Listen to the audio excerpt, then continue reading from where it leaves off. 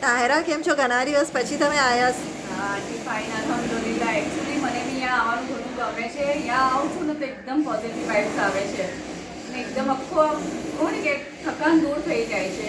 Thank you. Actually આંટી આજે મારો અહીંયા આવવાનો મકસદ એ છે કે કાલે તમે એક વિડીયો પોસ્ટ કરેલો, એનામાં એક બેને એના દિલની વાત કરી હતી કે એકદમ ગુસ્સામાં હતા, એને કંઈ ગમી નહોતું રહ્યું, તો એના પ્લાન્ટ્સ પાસે ગયા અને એનું માઇન્ડ એકદમ ચેન્જ થઈ ગયું. તો એ જ રીતે કાલે મારા સાથે પણ એવું થયું. એકચ્યુઅલી મેં મારી એક ફ્રેન્ડની ટોપી ગૂંથી રહી છું, તો એ જે મને ડિઝાઇન આપી હતી ને તે ડિઝાઇન મારાથી બરાબર નથી આવતી. તો મેં એને ફોટો પાડીને મોકલો, તો એટલે એને પણ એ સમજમાં ના આવી ડિઝાઇન. એ મને એમ કીધું કે તાયરા મને નહીં સમજમાં આવી રહ્યું, આ થોડુંક બરાબર નથી લાગી રહ્યું મને. તો મને એ આખી ટોપી ઉકેલવી પડી. આઈ થિંક મારી 4-5 દિવસની મહેનત હતી, તો એ આખી ઉકેલી મેં એ ટોપી. કેટલું ભારી લાગે, કેટલો કંટાળો આવે. તો પછી હું થોડીક અપસેટ થઈ ગઈ. આમ મને કંઈ જમવાનું બી ના ગમે ને મારા હસબન્ડનો બી ફોન આવ્યો, એના સાથે બી વાત કરી, પણ મને તો પણ આમ મારા દિલમાં એમ જ રહ્યા કરું કે મારી આખી મહેનત પાણીમાં ગઈ. પછી મેં થોડી વાર પછી મેં મારી બાલ્કનીમાં જઈને બેસી ગઈ. તો 1-2 સેકન્ડમાં જ મારું માઇન્ડ એટલું શાંત પડી ગયું. આમ મને એટલા પોઝિટિવ વાઇબ્સ આવવા લાગી ગયા કે કંઈ નહીં, અગર મેં આખી ટોપી ગૂંથી નાખતી તો એ મારી કેટલી મહેનત પાણીમાં જતી ને મેં શું કરતી. તો આ તો એક રીતે અચ્છું થયું કે હમણાં આવી રીતે થઈ ગયું એમ.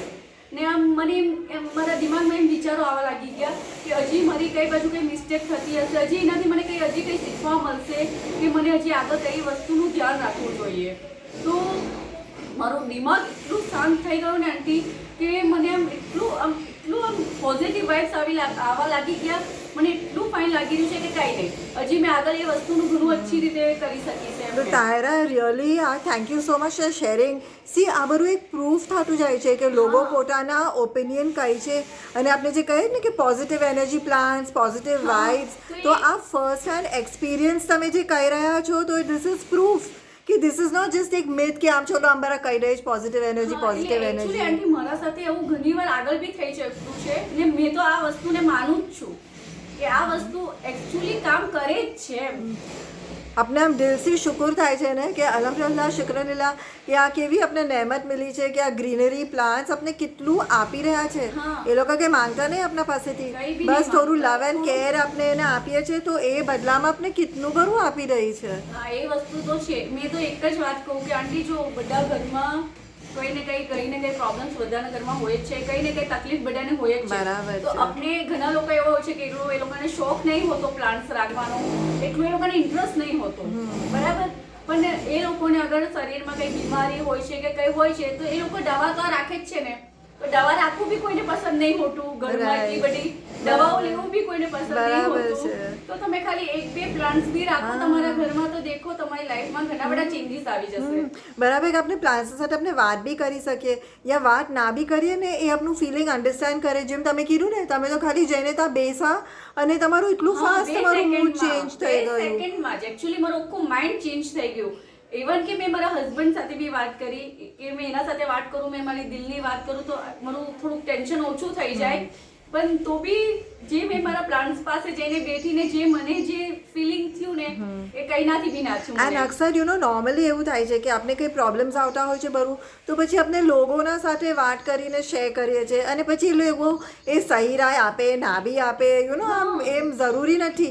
તો આ તો આપણે ફાઇન કે કોઈને આપણે કહેતા નહીં, આપણે શું કામ આપણા દિલની વાત એમ નેગેટિવ વાત કોઈને કરીએ ને બીજાનું મૂડ ડાઉન કરીએ. આ તો આપણા પાસે આ છે જ એક કે જે ઓટોમેટિક આપણે એટલું ફાસ્ટ ને ઇન્સ્ટન્ટ આપણે રિલીફ મળી જાય. તો ઇટ્સ વન્ડરફુલ. સિરિયસલી ઘણા બધા મને કોને કે મને મેં કહી નહીં શકતી કે મેં એટલું મને આમ ફાઇન આજે ફીલ થઈ રહ્યું છે. જેટલી હું કાલે એટલી અપસેટ હતી ને, તો એનાથી આજે મારો એકદમ મારા દિલને કઈ અલગ જ આમ એ થઈ બસ આપણે એમ જ હોપ કરીએ કે લોકો આ સુનીને બસ ઇન્સ્પાયર થાય અને આ ગ્રીનરી કરે, ગ્રીનરી સ્પ્રેડ કરે, કેર કરે, લવ કરે. ઓફકોર્સ એના કેટલા બધા ફાયદાઓ છે. આ તો આપણે એક ફાયદાની ખાલી આપણે જિકર કરી રહ્યા છે જે આપણે પર્સનલ જે થઈ રહ્યું છે, પણ એના સાથે તો બીજું અનગિનિત છે.